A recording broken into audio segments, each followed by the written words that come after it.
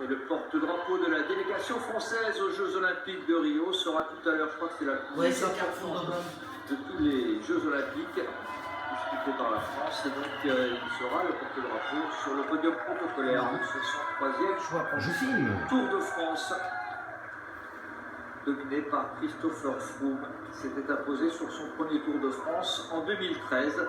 Il avait dominé de 4 minutes 20 Nairo Quintana. Vous vous souvenez de son abandon en 2014, il avait remporté le Tour de France 2015, toujours devant Nairo Quintana. L'écart était très mince, 1 minute 12. Et cette année, eh bien, il va remporter son 3e Tour de France, devant cette fois Romain Bardet. L'écart 4 minutes 05. On parle de Romain Bardet. Deuxième, c'est l'autre événement, bien sûr, de ce Tour de France. C'est ce qui restera dans l'histoire du Tour de France 2013. Et évidemment, il y a un manager général heureux, d'abord parce que son principal partenaire a re-signé jusqu'en 2020 et qu'il est encore sur un podium du Tour de France.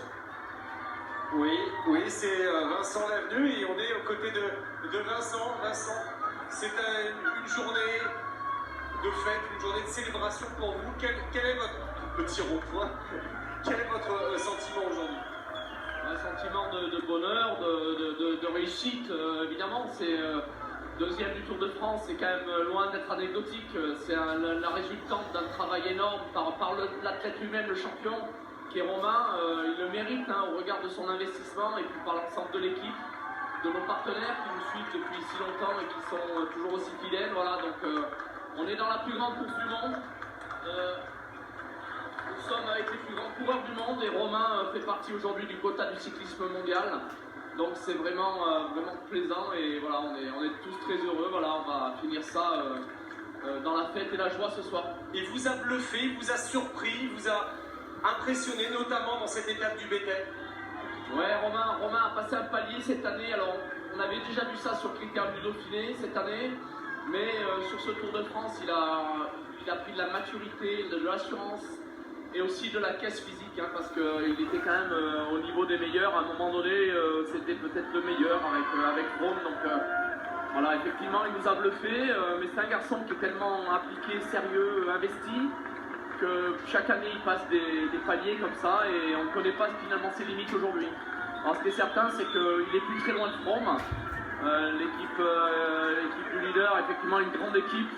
Froome est un très beau leader, il mérite sa victoire. Et derrière, il y a un petit Français qui arrive, qui gratte un peu qui arrive petit à petit au plus haut niveau, et on espère que dès l'année prochaine il pourra un peu l'agacer, notamment pourquoi pas pour une victoire au plus haut niveau.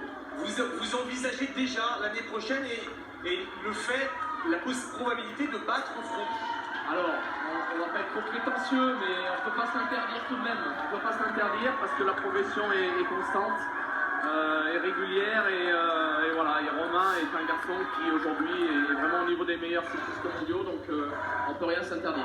Merci beaucoup, et on le disait tout à l'heure à l'antenne, on avait eu aussi une grande pensée pour Jean-Christophe Perrault, deuxième il y a 2 ans, je pense que vous aussi. On salue, JC nous écoute, je suis sûr, on lui fait une grosse bise et puis qu'il termine une belle saison sur sa fin de carrière. Je pense qu'il a eu plein de efforts depuis cette saison, donc je pense qu'il va nous faire une belle Vuelta. Merci beaucoup Vincent, profitez bien.